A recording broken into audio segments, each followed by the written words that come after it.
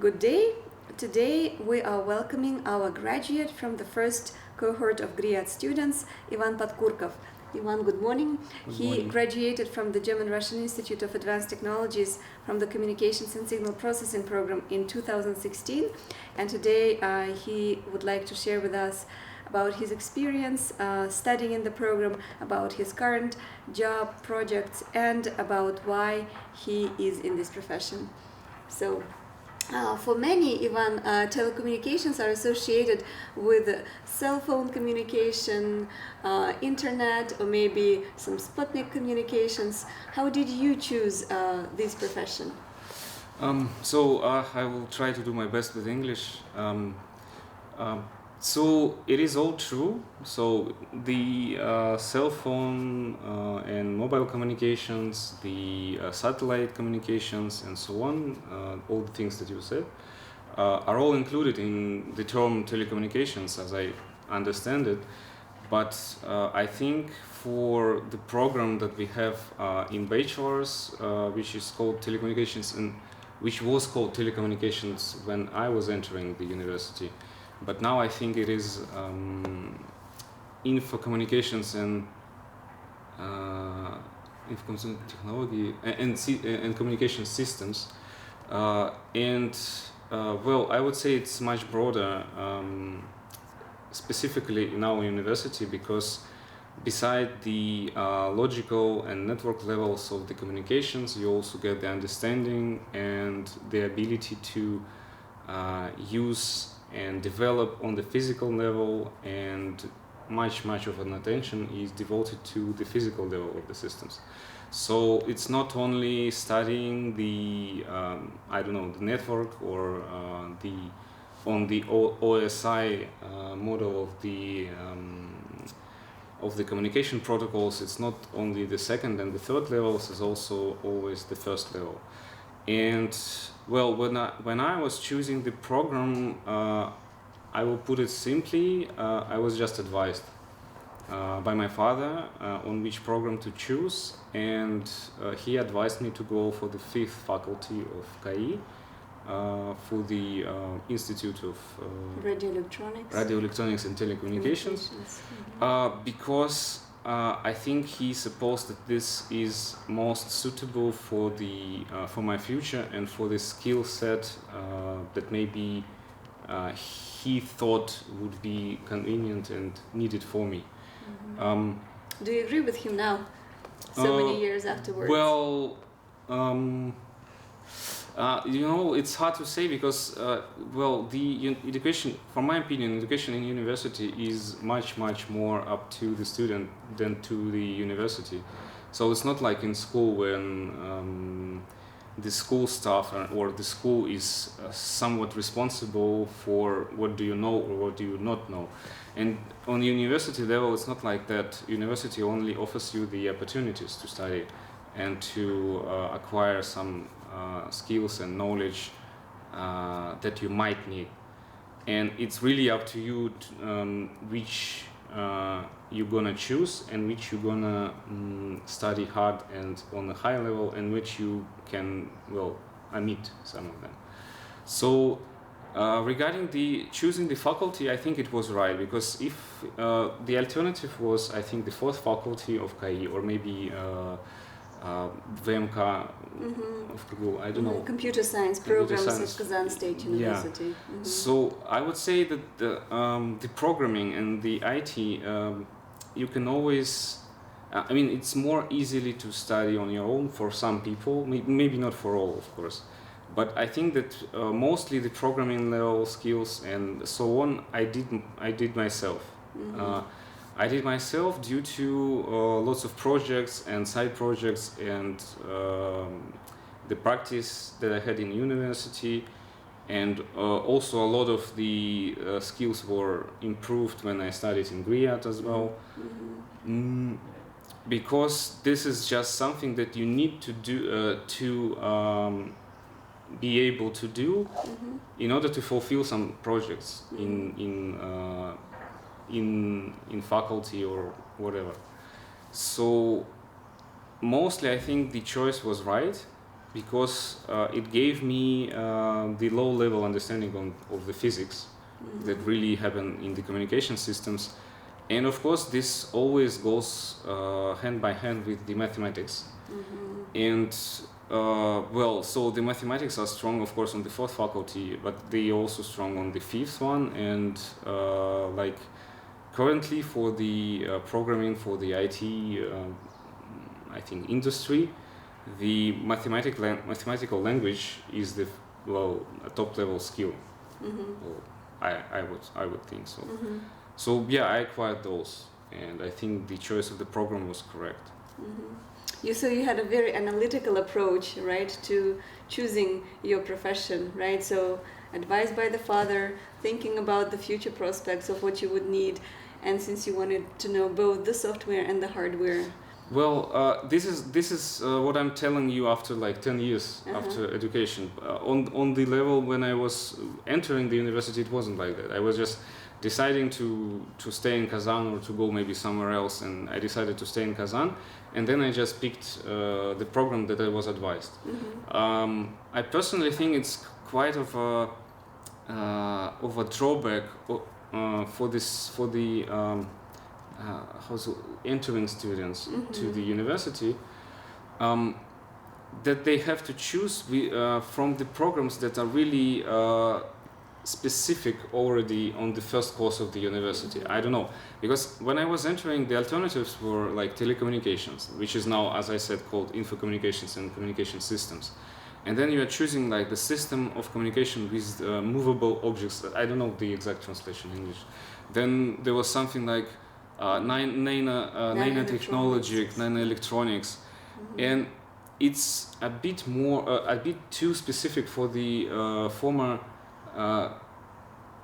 school graduate, right? School graduate to decide to choose between them, because at that point I just had the understanding and knowledge that I like physics and mathematics, and that's all. And that's actually, I don't know, the half of the programs in engineering are about that, or all the programs in engineering generally is about the mathematics and physics.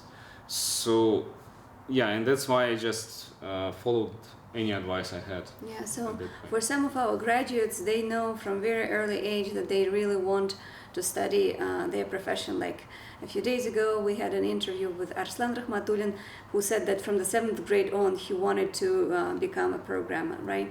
But for others, another option would be to really follow the advice of their parents, of the people who really care about, or of the professionals. So that can be the choice. And what about the GRIAD program? Why did you come to GRIAD program, and what were the other alternatives? So the GRIAD was later on, and the situation was different, of course. So it was also already 4 years of bachelor's behind. At that point, I don't really think I was going to follow the communications career in generally. But still, that was an alternative to a similar master program in КАИ, and a Russian language master program. Russian language master program.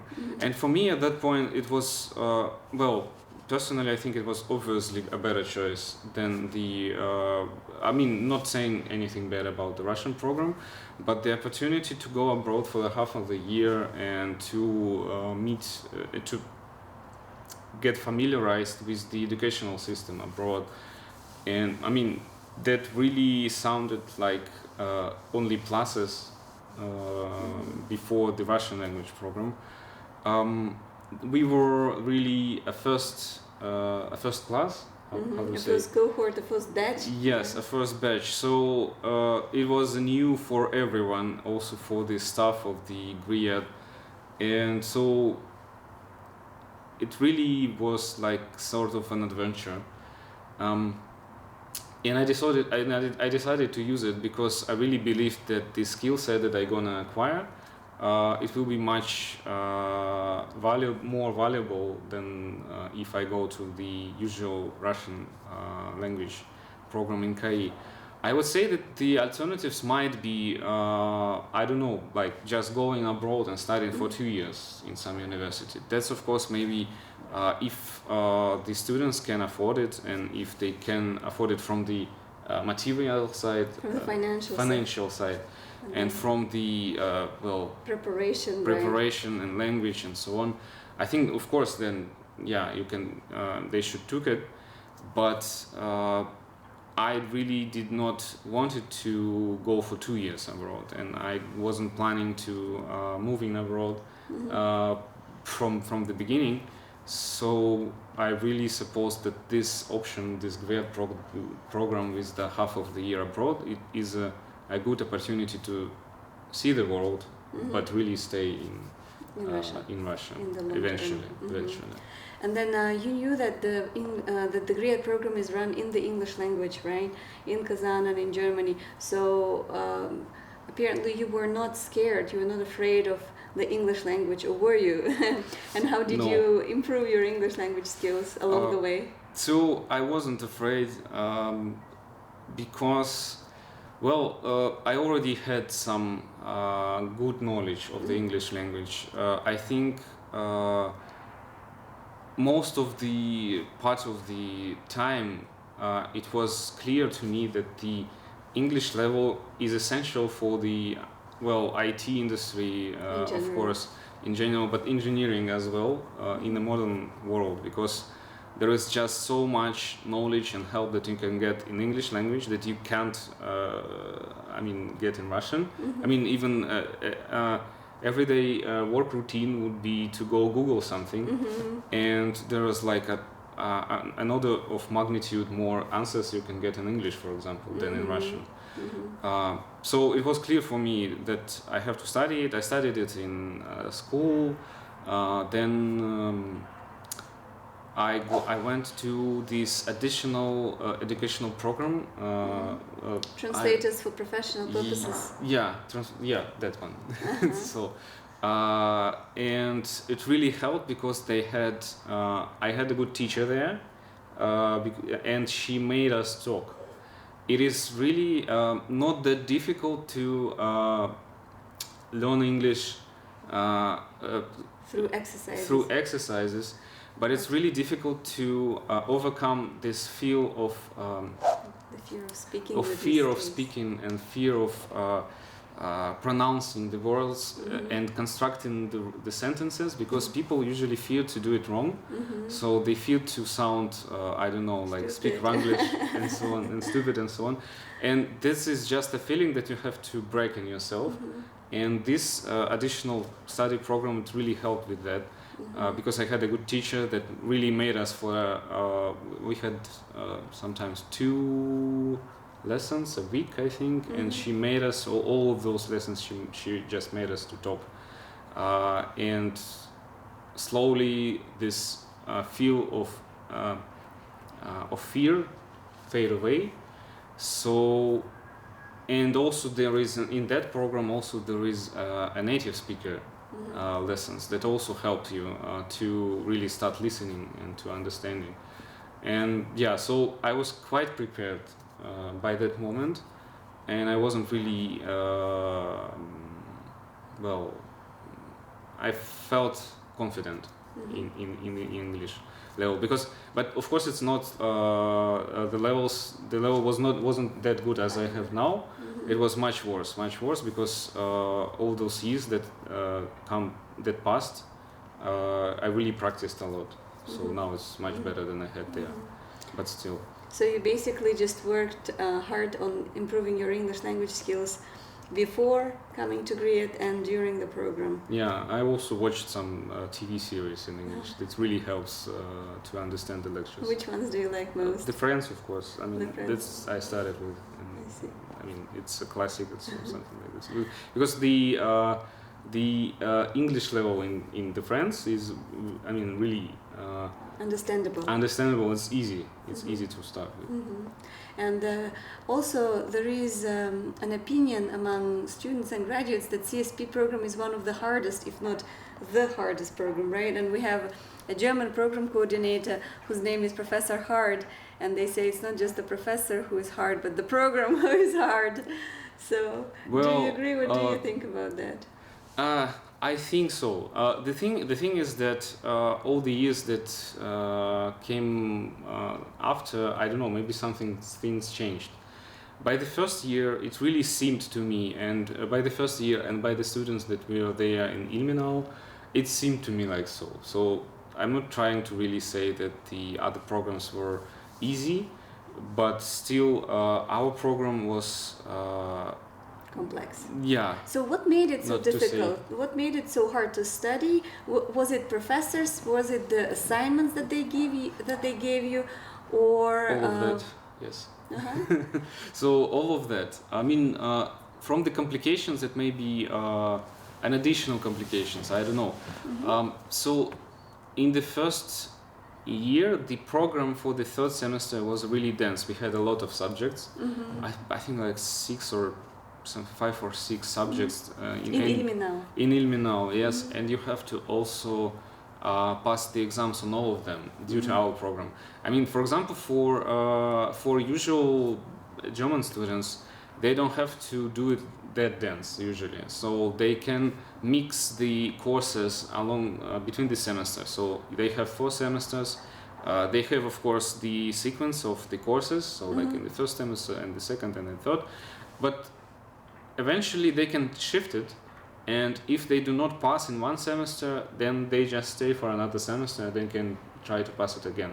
For us, it wasn't like that. We had to, due to the agreement with the algorithm program, we had to pass all the exams in the third semester, and it was a lot of them, so it was even, I would say, a bit harder conditions than for the usual German students.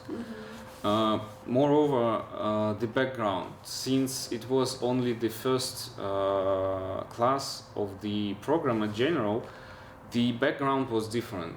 So some things that were assumed to be known from the German side by us, it wasn't like that, because I mean, of course, the teaching staff was constantly trying, and I know that for the years that come after, they really improved the teaching program and they made it more coherent, such that the students are more prepared when they come for this third semester in Ilmenau. So basically, they added more courses in the first year of studies in Kazan that better prepare students to be more successful in the third semester in Germany. Yes, right? But since you were the first batch, you were sort of trying it out. It wasn't that perfect, I would say.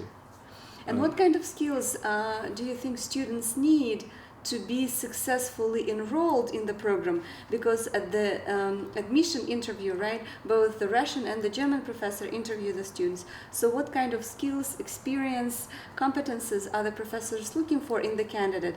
And what kind of skills should one have in order to successfully graduate from the program? Given that it is not so easy. So we already have mentioned the English. So the better the English, the easier it will be for you. And I would say, like, there are 2 languages, the English and the mathematics. So you have to know English to understand the lecturer, and you have to know mathematics also to understand the lecturer. So the mathematics is quite of, I don't know, crucial part. And all the people that are good with that, they really feel more easy on the program in general, because all the things that were there at the moment that I started, it was mostly about the mathematics. I would actually be a little bit more specific about the mathematics. The linear algebra in the mathematics is really important. So it's the matrix multiplications, various matrix decompositions, solving a system of linear equations, and so on and so forth. So those kind of topics, it really, if you know them, it will help you really a lot. And yeah, the standard calculus, of course, and so on. And once you went to Germany, once you were in Germany and started working with the professors, what kind of what are the expectations of German professors when they work with students, regardless if they're Russian or German students? And how these expectations, I assume, are different? Professors have towards the students the expectations. What expectations the professor? Yeah. Well, I don't know how to answer. Exactly. So I think, of course, they just want the understanding of the material. The professors generally do not evaluate your performance because your performance is evaluated by the exams, and the exams are made mostly by the assistants towards the professors, by the PhD students in that lab. I'm specifically talking about Martin Hart and his lab, and so they do prepare the tasks. It is also, I know that for the specifically for courses that are taught by Professor Hart's lab, they do a difficulty of the tasks in exam is that high that you probably cannot solve it in the time of the exam, all of it. So usually the exams have more difficult tasks than the ones that you solve along the way in the semester. Yeah, so I mean, they are not really, it's not like that you solve the similar task, I don't know, in practice, and then you come to exam and you see exactly the same thing. No, it's never like that. Okay. It's always a surprise. Okay. I would say. And an adventure. Yeah, and the difficulty level, general difficulty level, is like that you cannot solve it all usually in 4 hours. Yeah, so you have to be really a genius to do that. I mean, there are some people that do that, but it's like 1 in 100. I don't know. Were you one of them? No. But for some reason, Professor Hart, out of so many students, asked you to continue, or offered you to continue your studies and to do a joint PhD program. So Ivan is now finishing up his PhD dissertation, which is co-supervised by our Russian professor, Professor Adel Nadeev, and the German professor, Martin Hart. So apparently and obviously you are a genius in the eyes of Professor Hart, because out of all the students he did choose you and invited you to work with him, to continue working with him. Yeah, so well, how to say, so I'm not a genius, of course, and I was just probably good enough for continuing the cooperation. And yeah, he offered it for the students. I think it was partially because of the good grades, and partially because of the some other interactions that we had, because the studying in master program is not only studying the subjects and passing the exams, it's mostly about the research. So in Germany and in Western countries, the master program assumes that the students that finish it, they're gonna be a research level professionals. So it would mean that the master program graduate has to be able to do a research work. So he has to have skills to write papers and to do new things. I don't think that the same goes for the bachelor thesis, so the bachelor program, because for the bachelor program is a professional in the area, but it doesn't necessarily means that the graduate has to be able to do a research. And in that regard, there is a separate, I don't know, it's actually a course or something, so because of the time it consumes. Yeah, so it's called those courses as well. But there is in the third semester there is an advanced research project, it's called, and in the second semester there is a research project. So the main goal of those courses is to teach the students to do the research work. So they have to practice in basically writing papers, and if the papers are good and the results are good, those papers also being published in I don't know, in conferences or journals. And so that is a good entry point to the laboratory if someone wants to really go for the academic career and to maybe lay the foundation for the future PhD dissertation and so on. So that's also, I think, well, for the Martin Hart, that's I think most valuable source of impression that the student can make. So this is a good valid point for our Russian and international students. If you really want to have an academic or research career, in communications and signal processing, this program really offers you an opportunity to do so. And then, as Ivan said, not only the master's program prepares you for that, but there are also the cooperational level exchanges that really lay the track for you to do that. And can you tell a bit more about your PhD dissertation topic, about your research? And some people think that some dissertations are very theoretical, and they're just done for the sake of research, but do not really have any practical applications, or they're not really interesting. What about your research? I have exactly those problems.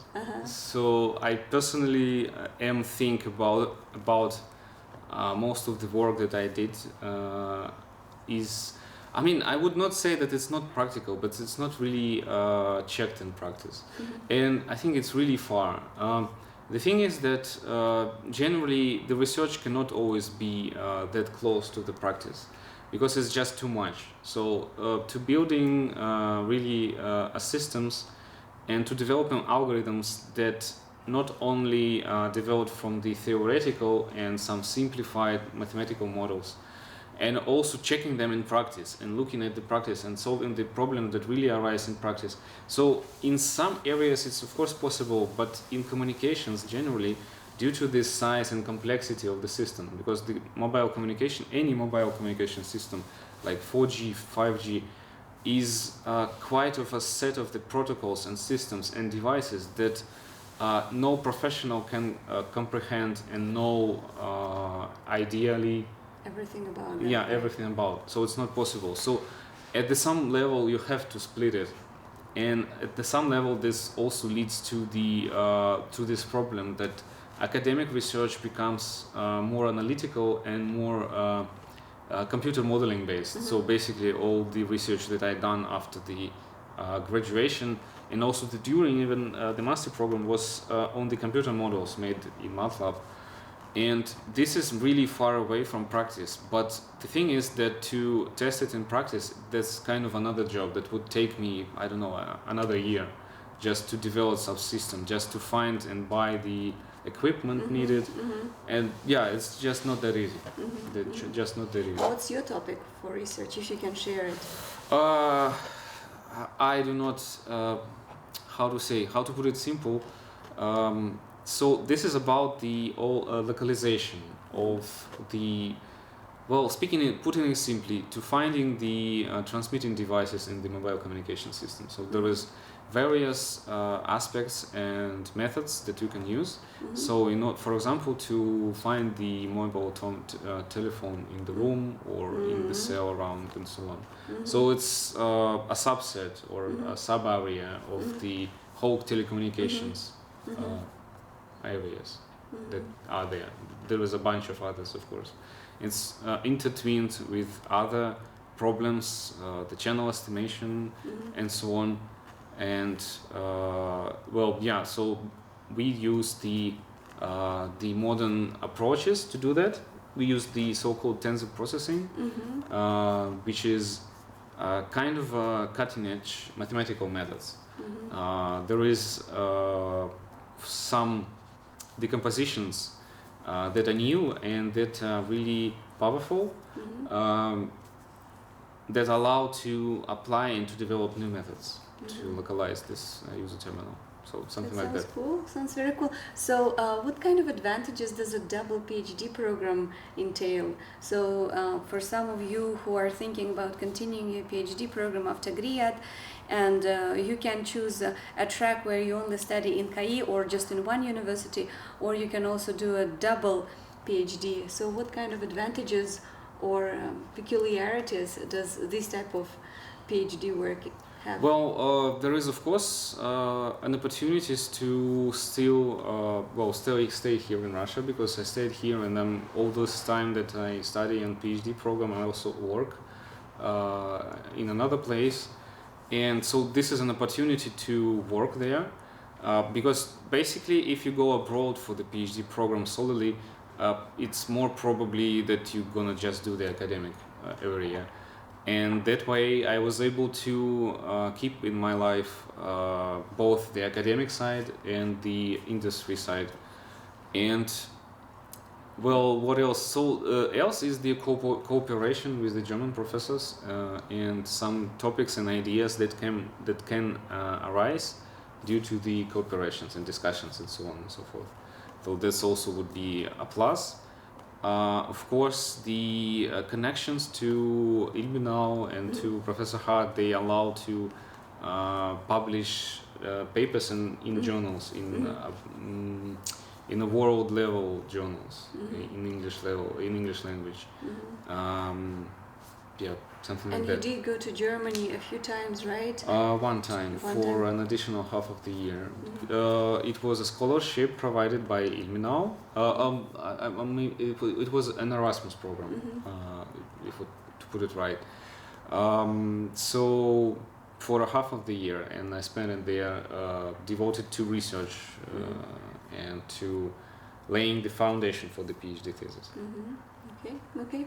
Now that you're soon finishing up your PhD program, can you tell? Hopefully, right? Fingers crossed. Yeah. Can you tell us about your work now? So, what are your plans after your PhD is done, and will you continue working where you are currently working, or what do you want to do? So yeah, I'm definitely going to continue working, and after the PhD is done, I think it will be, well, I currently think it changes from month to month. So I think that it will be a pause in the academic sort of activities and work because I wanted to focus more a bit on the industry side. Well, because of the necessity of it, because of the salaries and so on and so forth. And so I was working alongside the PhD program from the moment that I come back from Germany and finished, from the moment I finished the master program. Somewhere in 2016? Yeah, so I think it's like 4 or 5 years now, at the same place. What's the name of the company? What does it do? So the company does it's a manufacturer of medical equipment. So we do various kinds of devices for the surgical rooms, and we do develop and manufacture them. So it's mostly about the programming, especially on different levels. It's about an embedded programming. It's programming for the higher level programming for the Linux operating systems. It is also about the R&D department is not that large, and that's why we have to do various tasks that maybe in some bigger companies and corporations would be separated between different people. But here I'm kind of unable to get familiar and to really acquire skills in different areas. So as I said, it's embedded programming, it's backend and front end even. For the higher level, on the higher levels, like for the operating systems, it's also lots of side research projects, for the internal company purposes that we do. And yeah, it's actually quite surprising how the area is different from the communications, the medical equipment, but how the skill set and the mathematical language really helps in that area as well, because the ability to use modern development and programming and modeling tools such as MATLAB, Python, and many more, it really helps you to do some everyday tasks on the job that is devoted to something different. And yeah, the mathematical language is universal everywhere. So. Very cool. And do you have a professional dream? Something like what Steve Jobs or some of the world-known engineers who changed the world of IT, for example, had. Do you have a dream of devising or designing something in the area of IT or telecommunications that will change the way we understand things? given that you had the financial resources, the human resources, and the time, right, to make your project happen, what would that be? I would think that from the academic research, it's quite simple and it's quite easily shown. If you do something valuable and cutting edge, and really if you do something new, then the papers that you publish, they will be cited well, and you will be discussed and so on. So you're gonna notice it. Not happened to me so far. So anyway. From the industry point of view, yes, I also have a motivation. I have a couple of projects that I do really a long time, like a couple of years on my job, and I really wish to, they are quite challenging, and I really wish to pull them through the point then when they will bring profits to the company, because they are not at that point, unfortunately. And I would say my dream is to make them to be so, to be profitable, to create money for the company. That would be the, I think, a short-term dream. Great, great. And do you have any wishes for GRIAD, or any pieces of advice that you would like to share with those who are considering to apply for the CSP program? I would want to say that the CSP program, due to difficulty and it was a quite stress this half of the year, and but I also, like 5 years after, I understand that it was a stress that really pulled me on another level than I was before it. I don't think that this would happen to me if I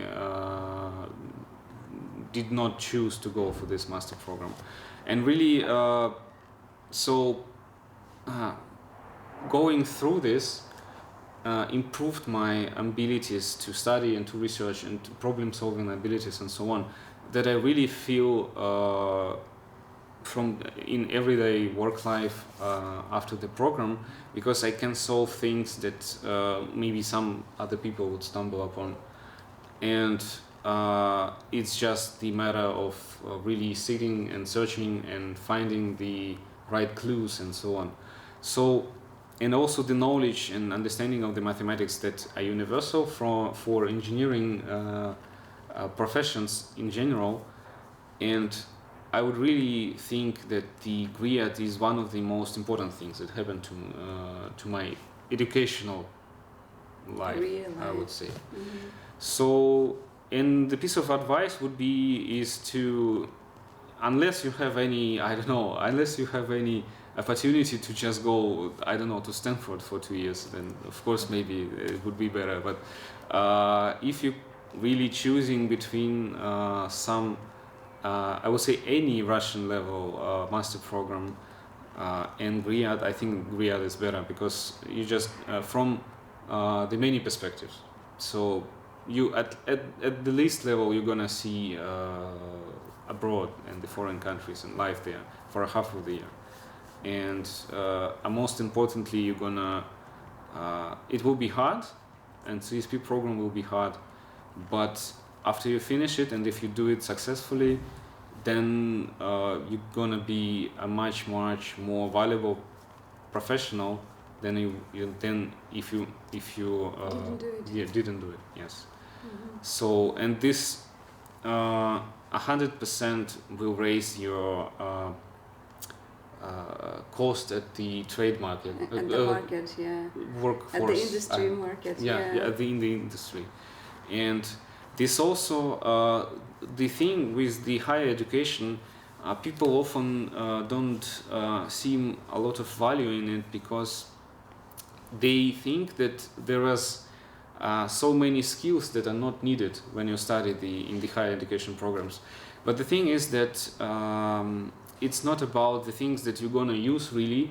It's about these tool set or toolbox, actually even a library of links in your head, that you know that the certain topic is about something, and you don't have to be a professional or you have to be good at it or something, but when you encounter this in a professional life, you would be able to pull the right strings and to find the right textbooks to solve it. And yeah, it's not like that you study things and you just go and you apply those things. So most oftenly, I think like only the 10 or 20% would be some things that you encounter in everyday life. But those other 80% is about you having a wide view on the world of engineering and the fields there that would help you to solve any problem that you encounter in the professional life. That is not something that the people without higher education and the master program can do. Yes. Now, sorry, but I got one more question based on your answer. So, indeed, studying in GRIAT is very stressful. How did you cope with stress when you were a GRIAT student? And what do you do now when you are balancing, when you are juggling work and really interesting and cool and important projects for which you're responsible, and on the other hand, the PhD that you really want to finish and to bring to a successful end? What do you do to relax? It took years to really to have this another skill to be calm about these things. So I'm just doing my best. For example, what do you do? No, I'm saying that I do my best in the time that I can afford. Mm-hmm. But if I'm not able to do, I don't know, 2 things or 3 things at once, then that's just how it is, and that's just how it works. And one just stays and waits for when you have time for it. Yeah. Okay. Yes. So, and I mean, it's just, I mean, you cannot do otherwise, but it takes time to really be peaceful with it, I would say. And the stress in ILMI now, it was stressful, but I wasn't alone, so it was 10 of us. And we supported each other, and I think, really the help of the people that talk in your language nearby, it really helps with this, to cope the stress. I think so. Yeah, and it was never, I would say, I don't remember that stressful periods of time after the master program, actually. So that was the most stressful. Yeah. I see. Well, thank you very much, Ivan. Thank you for those of you who are watching our interview today, and welcome to GRIAT and welcome to the CSP program. Thank you.